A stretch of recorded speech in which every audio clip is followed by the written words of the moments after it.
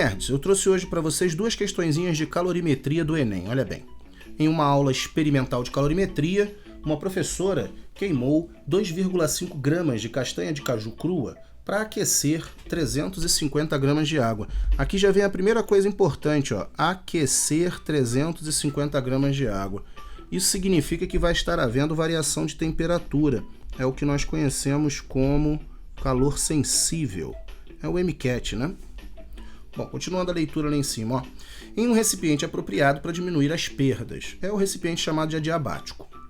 Com base na leitura da tabela nutricional a seguir e da medida de temperatura da água após a queima total do combustível, ela concluiu que 50% da energia disponível foi reaproveitada. Isso significa que a gente não está conseguindo aproveitar toda a energia da queima, apenas a metade, 50% é a metade, né? O calor específico da água, 1 caloria por grama grau Celsius, e sua temperatura inicial, 20 graus. Olha, isso que está escrito aqui é 1 caloria por grama grau Celsius. É porque ele colocou elevado a -1, né? Ficou grama -1 e grau Celsius a -1, né? Beleza? Bom, observa na tabela, isso também é importante pela interpretação, que eu tenho 10 gramas de castanha com um valor energético de 70 quilocalorias. Isso significa que se eu queimar 10 gramas de castanha, eu consigo 70.000 calorias, porque são 70 quilocalorias, tá vendo? Mas a questão disse que eu tinha 2,5 gramas dessa castanha. E aí eu vou ter uma quantidade de calor, olha lá. Essa quantidade de calor, ela vai ficar o seguinte, ó, 2,5 vezes 70.000 divididos por 10. Beleza? Isso vai te dar uma quantidade de calor de 17.500 calorias. Só que lembra que ele tinha dito que apenas 50% foi aproveitado? Então eu tenho que tirar 50% dessa quantidade de calor, né? Então eu preciso pegar esses 17.500 e dividir por 2, ó.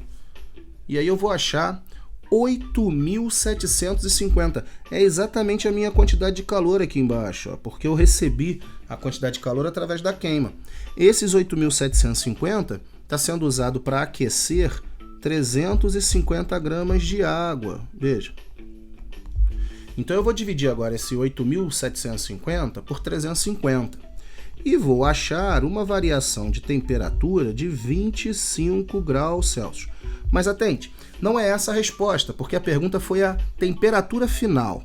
Como houve uma variação de 25 e a temperatura inicial era 20, né?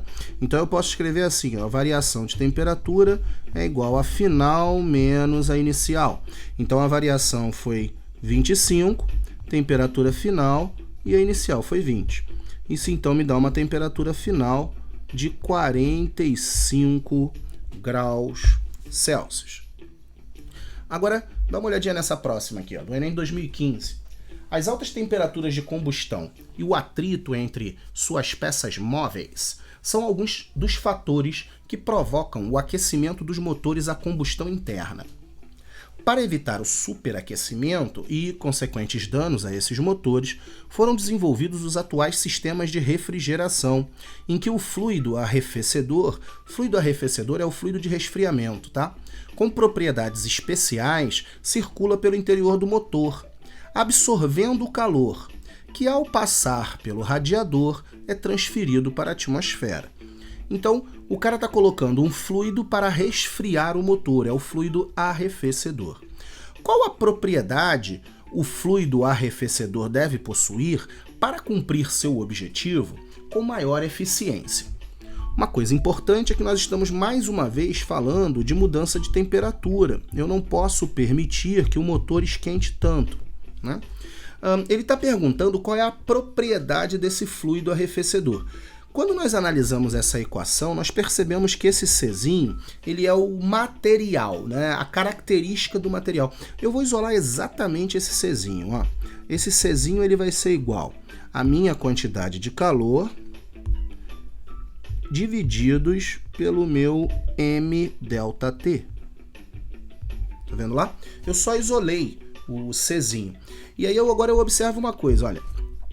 Se eu pensar num motor, um motor ele pode estar trabalhando com vários fluidos diferentes. Mas esse motor, ele sempre vai ter a mesma característica de quantidade de calor e variação de temperatura, tá vendo? A massa que eu vou colocar do fluido também acaba sendo uma massa da quantidade. Então, eu percebo uma relação aqui em que essa quantidade de calor ela vai acabar sendo sempre a mesma. O motor vai estar fornecendo aquela quantidade de calor. A massa, ela vai ser aquela quantidade de fluido que é colocado no recipiente.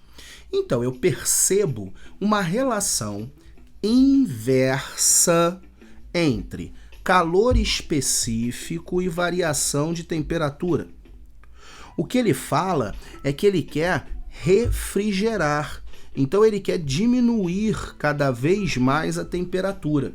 Ou seja, eu tenho que ter uma variação de temperatura cada vez menor. Eu não posso ter muita variação de temperatura. Para isso, eu preciso de um calor específico bem alto. Show de bola? Fica na paz da física aí.